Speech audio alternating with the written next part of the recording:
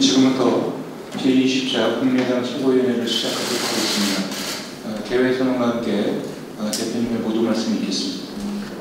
국민의당 20차 최고위원회의를 시작하겠습니다.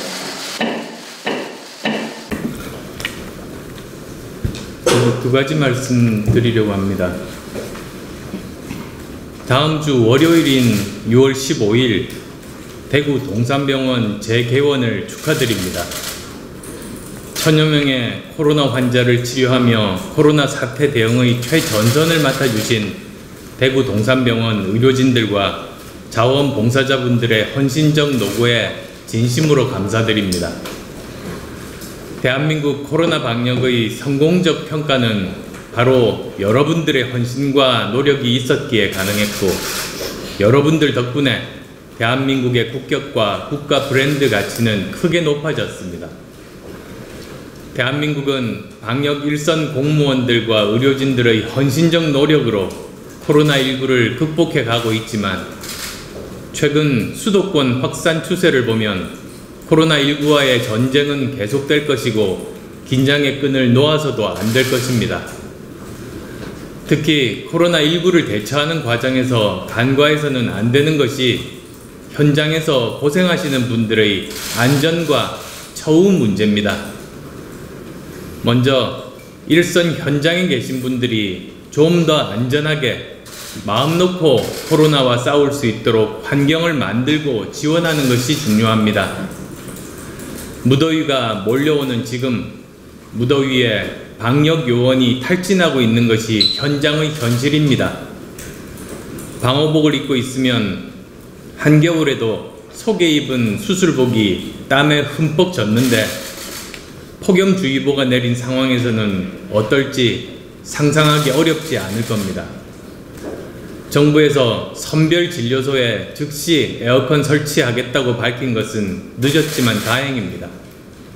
그러나 코로나 재유행에 대비해 지금은 천막 수준인 선별진료소를 항구적 안전시설로 만드는 것도 적극 검토해야 합니다. 또한 얼마 전 20년차 감염 전문 간호사분이 주말 없이 72일 연속 근무하셨는데 오히려 월급은 30%가 깎였다는 보도는 정부 정책과 현장과의 큰 괴리가 있음을 보여줍니다. 말로는 코로나 영웅이니 전산이 치켜 올리면서 이런 문제에 정부는 나 몰라라 하고 있습니다. K방역 홍보비가 추경까지 합하면 1200억이 넘는다는데 해외 입국자 격리를 위해 사용한 전세버스에 대해서는 지금까지도 대금 지급을 미루고 있다는 보도에서 정부의 위선적 모습을 보게 됩니다. 국가적 재난에 봉사하는 사람들이 돈을 벌지는 못하더라도 큰 손해를 보게 만든다면 다음 재난 때 누가 나서려고 하겠습니까? 정부의 정책 홍보도 중요하겠지만 그렇다고 포장이 본질에 우선해서는 안 될 것입니다. 어느 정권에서나 청와대에 있는 분들의 공통점은 국정운영은 잘하고 있는데 홍보가 안 돼서 국민들이 모른다는 착각에 빠지는 것입니다. 그렇지만 국민들은 무엇을 잘하고 잘못하는지 다 압니다. 물 들어올 때 노저울 생각만 하지 말고 꼭 필요한 곳에 물이 들어오고 있는지를 세심하게 살피는 것이 청와대와 정부가 할 일이라는 점 말씀드립니다. 다음으로 최근 대북 전단 문제와 관련해서 말씀드리겠습니다. 어제 발표한 대북 전단 관련 청와대 조치는 북한과의 관계 개선 돌파구 마련을 위한 노력의 일환으로 이해합니다. 그러나 정부의 관계 개선 노력으로 남북 관계가 풀어진다면 다행이겠지만 정부의 노력에도 불구하고 북한이 강경 일변도의 태도를 고수할 경우 정부의 다음 대책은 무엇인지 묻습니다.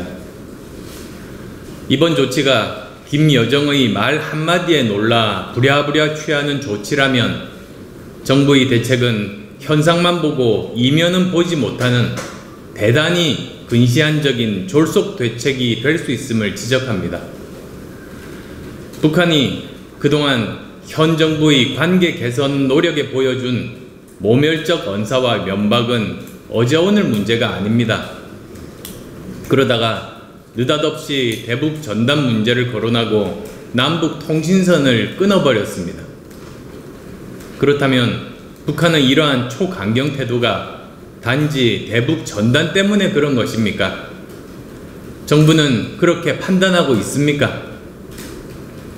정부는 김여정 발언과 그 이후에 북한이 취한 조치에 대해 남북관계에 중대한 상황이 발생했다고 판단됐으면 즉시 대통령 주재 국가안전보장회의를 소집하여 북한의 의도를 분석하고 범정부 차원의 대응책을 강구했어야 합니다. 저는 김여정이 직접 나선 북한의 강경 태도와 실질적인 차단 조치에도 불구하고 대통령이 국가안전보장회의도 소집하지 않고 침묵하는 이유를 이해하기 어렵습니다. 북한이 우리 정부에 이유 없이 적대적으로 나오면 위기로 인식하고 최소한 그 의도와 배경을 분석하고 국민께 설명드리는 것이 순서가 아니겠습니까? 그리고 그 의도와 배경 분석에 맞게 지금 필요한 조치가 대북 전단 살포 중단이라면 대북 전단 살포 중단을 설득하고 그것이 안 될 때 최종적으로 중단시키든지 해야 당사자들이나 국민들도 수용하고 공감할 수 있을 겁니다. 지금 정부의 모습은 김여정의 말 한마디에 혼비백산하여 이리 뛰고 저리 뛰는 꼴 사나운 모습입니다. 저는 남북관계 돌파구 마련을 위해 대북 전단 문제를 어떻게 다루어야 할지에 대해 깊은 고민이 필요하다는 점에 동의합니다. 그러나 그 이전에 대북 전단 살포 강제 중단이 헌법이 보장한 표현의 자유를 위축시키거나 충돌하는 것은 아닌지, 북한의 실질적인 평화정착 행동을 이끌어낼 수 있는 것인지, 그리고 대북 전단 살포 단체들과 대화를 통해 해결할 수는 없는 것인지 등 여러 측면을 사전에 살폈어야 합니다. 또한 북한의 핵 개발과 미사일과 방사포 발사 등 군사적 위협 행위는 괜찮고 왜 대북 전단은 안 되냐는 물음을 던지는 국민들께도 정부는 명쾌하게 설명하고 이해시킬 의무가 있습니다. 그러나 이번 조치는 그 어떤 것도 충족시키지 못했습니다. 대통령께서는 지금이라도 국가안전보장회의를 소집하여 북한의 의도가 무엇인지 분석하고 국민께 설명하셔야 합니다. 북한이 원하는 것이 단순 전단 살포 중단이라면, 그래서 이번 조치를 통해 남북 관계가 개선된다면 정부의 판단에 대한 국민의 이해를 구할 수 있을 겁니다. 그러나 북한의 의도가 내부 체제 단속과 핵 미사일 완성 체계를 위한 계획적인 트집 잡기와 명분 축적용이라면 정부는 북한에게 놀아나는 정부라는 비판은 물론이며 남북 관계는 미국과 북한 간 새로운 전환점이 마련될 때까지 긴장과 경색 국면에서 벗어나기 어려울 것입니다.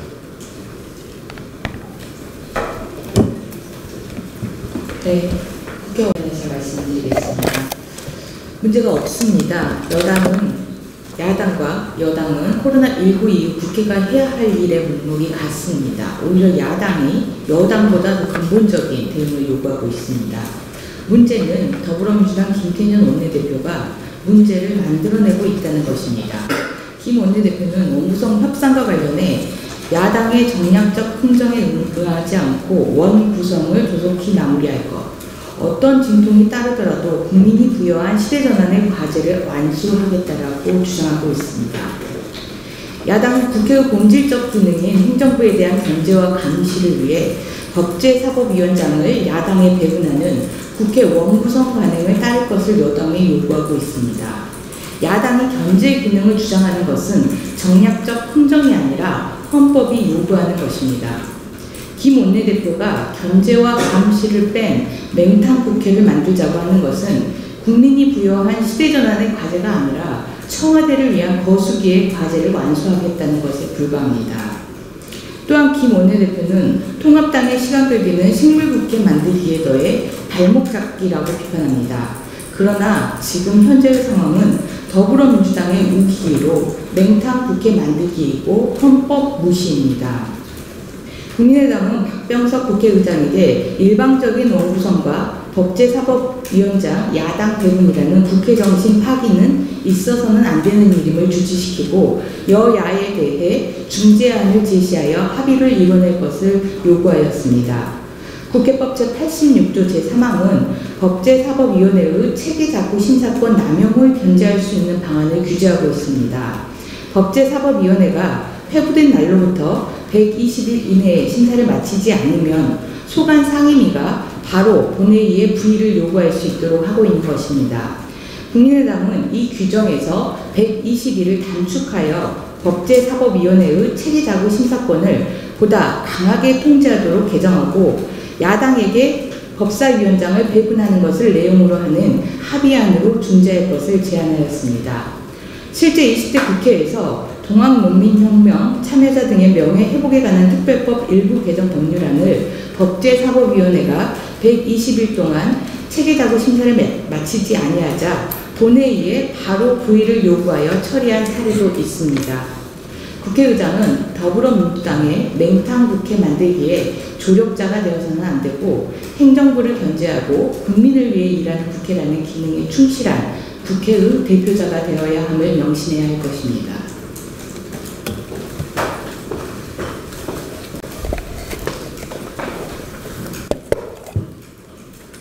외교부가 2015년 일본 정부와 위안부 합의를 하는 과정에서 당시 윤미향 정대학 대표와의 면담 기록 공개를 거부한 것은 한마디로 말 못할 사정이 있거나 구린대가 있음을 스스로 인정하는 꼴입니다. 외교부는 공공기관 정보 공개에 관한 법률에 따라 공개될 경우 국가의 중대한 이익을 현재의 해칠 우려가 있어 공개하지 않는다고 하는데 당시 민간인이었던 윤미향 씨 면담 기록이 국가나 정부 간 협상도 아닌데 어떻게 국가 안보나 외교 관계에 있어 중대하게 국익을 해칠 수 있는지 상식적으로 납득이 안 가는 소리를 하고 있습니다. 현 정부는 전임 정부의 위안부 합의가 잘못된 것임을 선언하며 사실상 파기하는 과정에서 민감한 한일 간의 비밀 협의 내용까지 모두 공개해 버렸습니다. 현 정권의 인식과 사고대로라면 이번 건은 공개하지 말라고 해도 정부가 먼저 나서서 공개해서 당시 박근혜 정부의 결정이 피해자 당사자주의를 무시하고 정권에 의해 일방적으로 체결된 잘못된 합의였음을 다시 한번 밝혔어야 정상입니다. 그런데 이를 감추고 있으니 정말 이상합니다. 상식적으로 판단한다면 정대협의 대표 윤미향 씨는 외교부와 면담에서 위안부 할머님들의 뜻이 반영 안 된 한일 위안부 합의를 강력하게 반대했거나 아니면 제대로 된 일본의 사죄와 배상 그리고 위안부 할머님들의 뜻이 반영될 것을 요구했을 것입니다. 그런데 왜 그런 내용이 공개 못한다는 것이며 그런 내용이 어떻게 국익에 해가 된다는 이야기입니까? 외교부는 상식에 맞는 이야기를 해야 합니다. 무조건 감싸고 버틴다고 진실을 감출 수 없습니다. 현 정부 습성상 자신들이 유리하면 그 어떤 짓도 할 사람들입니다. 그런데 궁핍한 근거를 내면서 면담 기록 공개를 거부하는 것은 현 정권과 윤미향 의원에게 불리한 내용이 면담 기록에 적혀있기 때문이라는 의혹을 지울 수가 없습니다. 그렇다면 정말 면담 내용이 위안부 할머님들을 배신하고 국익에 반하는 내용일지도 모릅니다. 이러한 의구심이 사실이 아니기를 바라며 정부는 그런 의혹을 스스로 키우지 말고 국민 앞에 사실 그대로를 밝힐 것을 촉구합니다. 북한 김여정의 대북전단 시비가 정말 단순한 대북전단 시비인지 실제 노림수가 따로 있는 것인지 정부의 판단을 묻습니다. 겉으로는 대북전단을 들고 나왔지만 실제로는 핵미사일 체계 완성을 위한 명분을 쌓고 향후 미국과의 협상 주제가 핵 동결이나 핵 개발 포기가 아닌 핵 보유국가로서의 군축 협상으로 가려고 하는 것은 아닌지 국민들이 궁금해합니다. 전문가들은 북한이 통신 연락선 차단에 그치는 것이 아니라 SLBM 등 신형 미사일 실험 발사, 휴전선이나 NLL 도발, 핵 처리 활동 재개 및 핵 미사일 실전 배치 완료 선언 등 한반도 긴장을 최고조로 끌어올려서 미국 대선 후 새로 출범할 신임 행정부의 통큰 양보를 기대하며 협상을 준비 중일 가능성이 있다고 지적합니다. 남북 연락사무소 완전 폐쇄, 금강산 개성공단 내 남측 시설 철거 또는 포격 파괴를 통해 무력 도발에 준하는 홍보 효과를 거두면서도 우리의 대응을 어렵게 하는 수를 쓸 수도 있다고 지적합니다. 북한의 대북전단 트집이 단순 대북전단 문제가 아니라 중장기적 전략적 차원에서 한반도 긴장을 고조시켜 나가는 것이라면 정부는 대북전단 문제가 해결되면 남북관계도 개선될 것이라는 단편적 사고에서 벗어나서 보다 전략적이고 장기적인 관점에서 상황을 판단하고 대응책을 만들어 가야 합니다. 북한이 정상국가의 길에서 벗어날수록 거기에 끌려다닐 것이 아니라 한미 공조와 국제사회와의 연대 속에 원칙 있는 대응이 필요합니다. 지금 정부는 북한의 속내와 노림수도 모르면서 위기를 위기로 인식하지 못하고 북한의 선의에만 매달리며 혼자서 허팀 쓰고 있는 것은 아닌지 걱정돼서 한 말씀 드렸습니다. 네, 모두 발언을 이것으로 마치고 회의를 비공개로 전환하겠습니다.